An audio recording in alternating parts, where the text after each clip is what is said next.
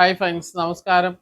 ഇന്നലെ അങ്ങനെ പാലക്കാട് ഉപതെരഞ്ഞെടുപ്പ് കൂടി കഴിഞ്ഞിരിക്കുന്നു. വയനാടും ചേലക്കരയ്ക്കും ഒപ്പം നടക്കേണ്ട ഉപതെരഞ്ഞെടുപ്പ് കൽപ്പാത്തി രഥോത്സവവുമായിട്ട് ബന്ധപ്പെട്ട് 20-ാം തീയതിയിലേക്ക് നീട്ടിവെക്കുകയായിരുന്നു. വമ്പിച്ച പ്രചരണമാണ് നമ്മൾ കണ്ടത്. UDFിന്റെ, LDFിന്റെ, NDAയുടെ ഒക്കെ വലിയ പ്രചരണവും എല്ലാ വിഷയവും പ്രചരണത്തിന് വന്നു എന്നുള്ള കേരളത്തിലെ അല്ലെങ്കിൽ പാലക്കാട് കേന്ദ്രീകരിച്ചിട്ട് എല്ലാ വിഷയങ്ങളും വികസനമാണെങ്കിലും കള്ളനോട്ടാണെങ്കിലും പെട്ടിയാണെങ്കിലും പാർട്ടിയിൽ നിന്ന് മറ്റു പാർട്ടിയിലേക്ക് പോകലാണെങ്കിലും അങ്ങനെ എല്ലാ കാരണവും അതായത് കഴിഞ്ഞ ലോക്സഭാ ഇലക്ഷന്റെ കാലം തൊട്ട് പാലക്കാട് ഉപതെരഞ്ഞെടുപ്പിന് വേണ്ടിയുള്ള പ്രചരണങ്ങൾ ആരംഭിച്ചിട്ടുണ്ടായിരുന്നു. അത് കൃഷ്ണകുമാർ പാലക്കാട് ലോക്സഭാ സ്ഥാനാർത്ഥി ആയിരുന്നപ്പോൾ തന്നെ അദ്ദേഹത്തിന് അറിയാം അടുത്ത നിയമസഭയിൽ താൻ തന്നെയായിരിക്കും മത്സരിക്കേണ്ടി വരുന്നത്. അദ്ദേഹം അന്ന് തുടങ്ങി വെച്ചിരുന്നു. ഷാഫി പറമ്പിൽ ഇവിടുന്ന് പോകുന്ന സമയത്ത് തന്നെ രാഹുൽ ആയിരിക്കണം എന്നൊരു തീരുമാനം ഉള്ള പോലെ ഉണ്ടായിരുന്നു. രാഹുലിന് വേണ്ടിയുള്ള പ്രചരണങ്ങൾ ആരംഭിച്ചിട്ടുണ്ടായിരുന്നു.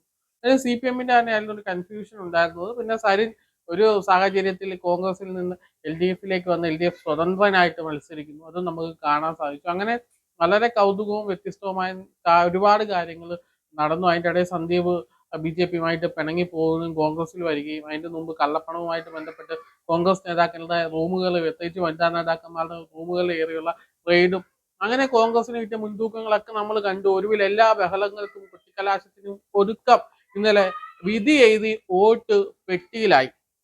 അങ്ങനെ മൊത്തത്തിൽ 1,94,547 വോട്ടർമാരുള്ള പാലക്കാട് നിയമസഭാ മണ്ഡലത്തിൽ നിന്ന് 1,36,713 ആളുകൾ വോട്ടിംഗ് രേഖപ്പെടുത്തി. 70.2% ആളുകൾ പാലക്കാട് വോട്ടിംഗ് ചെയ്തു. കുറവാണ്, പാലക്കാടിനെ സംബന്ധിച്ച് കുറവാണ്. പൊതുവെ ഉപതെരഞ്ഞെടുപ്പിൽ അധികം വലിയ പോളിംഗ് ഒന്നും ഉണ്ടാവാറില്ല. പല ആളുകളും പല സ്ഥലത്തായിരിക്കും.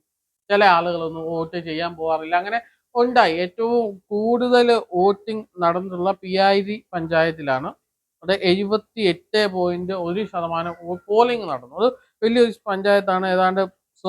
മാത്തൂർ പഞ്ചായത്താണ്, പിയാരി അല്ല. മാത്തൂരാണ് 78.11% പോളിംഗ് നടന്നത്. അവിടെ കോൺഗ്രസിന് നല്ല സ്വാധീനമുള്ള പഞ്ചായത്ത് തന്നെയാണ് മാത്തൂര്. അതുപോലെ തന്നെ പിരായിരി പഞ്ചായത്തിൽ 70%, കണ്ണാടിയിൽ 76%, മുനിസിപ്പാലിറ്റി പാലക്കാട് മുനിസിപ്പാലിറ്റിയിൽ 67% പോളിംഗ് നടന്നു. നമുക്ക് ഇവിടുത്തെ കിട്ടിയ വോട്ടിന്റെ കണക്ക് പറയാം. ഇപ്പൊ പാലക്കാട് മുനിസിപ്പാലിറ്റിയിൽ കിട്ടിയത്, പാലക്കാട് മുനിസിപ്പാലിറ്റിയിൽ 1,16,295 വോട്ടർമാരാണ് ഉള്ളത്. അതിൽ 77,320 പേരാണ് വോട്ട് ചെയ്തത്, 67%. പിരായിരി പഞ്ചായത്തിൽ 36,318 വോട്ടർമാരുള്ളതിൽ 25,520 ആളുകൾ വോട്ട് ചെയ്തു, 70.2%. മാത്തൂര് ഏറ്റവും കൂടുതൽ പോളിംഗ് നടന്ന മാത്തൂരിൽ 21,699 ഉള്ളതിൽ 16,951 ആളുകൾ വോട്ട് ചെയ്തു, 78%. കണ്ണാടി പഞ്ചായത്ത് ഏറ്റവും കൂടുതൽ ആളുകൾ കാത്തിരിക്കുന്ന പഞ്ചായത്താണ് കണ്ണാടി പഞ്ചായത്ത്. 22,235 വോട്ടർമാരുള്ളതിൽ 16,922 പേര് വോട്ട് ചെയ്തു. ഇതിന്റെ കണക്കിൽ നമ്മൾ എന്താ പറയുക, ചില ആളുകൾക്കിടയിൽ അല്ലെങ്കിൽ ഇതിൽ ഒരുപാട് ആളുകളുമായിട്ട് സംസാരിച്ചിട്ടുണ്ടായിരുന്നു. പല ആളുകളുടെ ആ കാര്യങ്ങളിൽ നിന്ന് നമ്മൾ ഇവിടെ നിങ്ങൾ ആർക്കൊക്കെയാണ് വോട്ട് ചെയ്യാൻ സാധ്യത, അല്ലെങ്കിൽ നിങ്ങൾക്ക് ആര് വിജയിക്കാനാണ് സാധ്യത എന്നുള്ള രീതിയിലുള്ള പഠനങ്ങൾ നടത്തിയിട്ടുണ്ട്, അല്ലെങ്കിൽ സർവേകൾ നടത്തിയിട്ടുണ്ട്. ആ സർവേയുടെ അടിസ്ഥാനത്തിൽ നമ്മൾ ചില കണക്കുകൾ തയ്യാറാക്കിയിട്ടുണ്ട്. ആര് ജയിക്കും, അതായത് നമുക്ക് 23-ാം തീയതി അറിയാം ആര് ജയിക്കും. പക്ഷെ അതിന് മുമ്പ് നമ്മൾക്ക് ഒരു കണക്കുണ്ടാവുമല്ലോ. നമ്മൾ ജനങ്ങളുമായിട്ട് ബന്ധപ്പെട്ട് സംസാരിക്കുന്ന, അല്ലെങ്കിൽ അതുമായിട്ട് ബന്ധപ്പെട്ട് നമ്മളൊരു കണക്കുണ്ടാക്കിയത് പാലക്കാട് മുനിസിപ്പാലിറ്റിയിൽ ഇത്തവണ മുനിസിപ്പാലിറ്റി കേന്ദ്രീകരിച്ച് ഏറ്റവും കൂടുതൽ വോട്ട് കിട്ടുന്നത് BJPക്ക് തന്നെയായിരിക്കും. BJPക്ക് എൻ്റെ ഒരു കണക്കിൽ 35,000 മുതൽ 40,000 വോട്ടുകൾ വരെ BJPക്ക് പാലക്കാട് മുനിസിപ്പാലിറ്റിയിൽ നിന്ന് മാത്രം കിട്ടിയേക്കാം. അവിടെ UDFിനെ സംബന്ധിച്ച് UDFിന് 25,000 മുതൽ 30,000 വോട്ട് വരെ കിട്ടത്തുള്ളൂ. രാഹുൽ മാങ്കൂട്ടത്തിന് 25,000 മുതൽ 30,000 വോട്ട് വരെ മുനിസിപ്പാലിറ്റിയിൽ നിന്ന് കിട്ടും.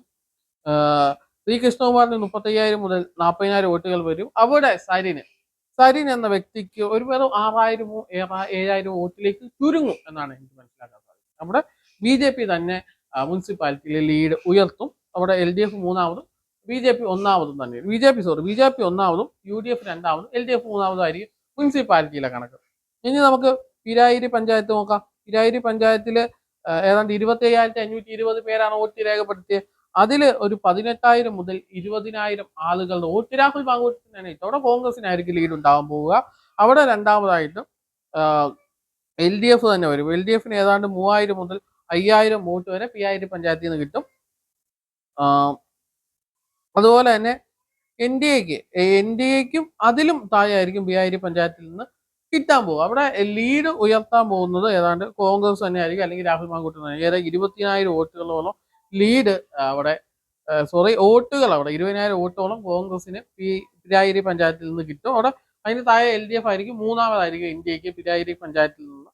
ഇനി മാത്തൂരിലേക്ക് വന്ന മാത്തൂര് മൊത്തത്തിൽ 16,951 ഏറ്റവും കൂടുതൽ വോട്ടിംഗ് നടന്നിട്ടുള്ള പഞ്ചായത്ത്.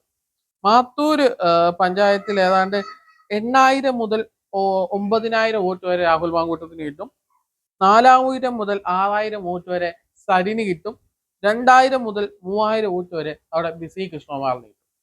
അതുപോലെ തന്നെ ഇനി കണ്ണാടിയിലും കണ്ണാടിയിലെ കാര്യം ഞാൻ പറയാം. കണ്ണാടിയിൽ പുതിയതായിട്ട് ഒരുപാട് വോട്ടർമാർ വന്നിട്ടുണ്ട്. പല ആളുകളും ഇന്നലെ വോട്ട് ചെയ്തിട്ടില്ല. പല ആളുകളും മറ്റു ജോലി സ്ഥലത്തൊക്കെ അതിൻ്റെ ഒരു പ്രശ്നമുണ്ട്. അവിടെ ഈ LDFന്റെ അല്ലെങ്കിൽ CPM-ന്റെ കോട്ടയാന്ന് പറഞ്ഞാൽ ആ പഞ്ചായത്ത് ഒരു സീറ്റിന്റെ ഭൂരിപക്ഷത്തിൽ അവിടെ CPM ഭരിക്കുന്നത്. അതുപോലെ തന്നെ സരിനോട് സ്വാഭാവികമായിട്ടും വോട്ട് ചെയ്യാൻ വിമുഖതയുള്ള ഒരുപാട് പേരുണ്ട്. അത് BJP ഫാക്ടർ വലിയ രീതിയിൽ തന്നെ അവിടെ ചെന്നിട്ടുണ്ട്. അതിന്റെ ഒരു കാര്യം ഈ ഇലക്ഷൻ വോട്ടിംഗ് കഴിയുമ്പോൾ നിങ്ങൾക്ക് മനസ്സിലാവും. അതുകൊണ്ട് തന്നെ അവിടെയും ലീഡ് രാഹുൽ മാങ്കൂട്ടത്തിന് തന്നെ കിട്ടും. അവിടെ ഒരു 7,000 മുതൽ 9,000 വോട്ട് വരെ രാഹുൽ മാങ്കൂട്ടത്തിന് കിട്ടാൻ സാധ്യതയുണ്ട്. കണ്ണാടിയിൽ നിന്ന് ഒരു 8,000 മുതൽ ഒരു 7,000 8,000 ആ ഒരു കണക്കിലായിരിക്കും അവിടെ LDFന് വോട്ടുകൾ കിട്ടുക.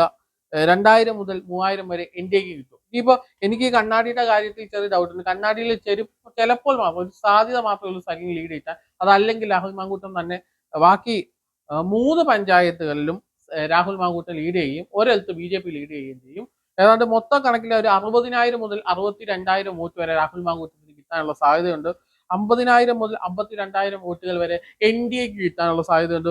30,000 മുതൽ 33,000 വോട്ടുകൾ വരെ നിലവിൽ നമ്മൾ ഒരു പരിശോധിക്കുന്ന കണക്കിൽ LDFന് കിട്ടാൻ സാധ്യതയുള്ളൂ. നിങ്ങൾ നോക്കുക, 30,000 മുതൽ 33,000 വരെ LDFന് കിട്ടത്തുള്ളൂ. 50,000 മുതൽ 52,000 വോട്ട് വരെ NDAക്ക് കിട്ടും. അത് വലിയ വളർച്ചയാണ്. NDAയെ സംബന്ധിച്ച് BJP സംബന്ധിച്ച് വലിയ വളർച്ചയാണ്. 60,000 മുതൽ 62,000 ഷാഫിക്ക് കിട്ടിയതിനെക്കാട്ടി കൂടുതൽ വോട്ടുകൾ നേടി രാഹുൽ മാങ്കൂട്ടം പാലക്കാട് നിന്ന് MLA ആയിട്ട് നമ്മുടെ കേരള നിയമസഭയിലേക്ക് പോകുമെന്നാണ് എന്റെ കണക്കുകൾ വെച്ച്, അല്ലെങ്കിൽ ഞാൻ പഠിച്ചത് വെച്ചിട്ട് എനിക്ക് മനസ്സിലാക്കാൻ പോകും. പിന്നെ STPയുടെ കാര്യം കൂടി പറഞ്ഞു നമുക്ക് അവസാനിപ്പിക്കാം.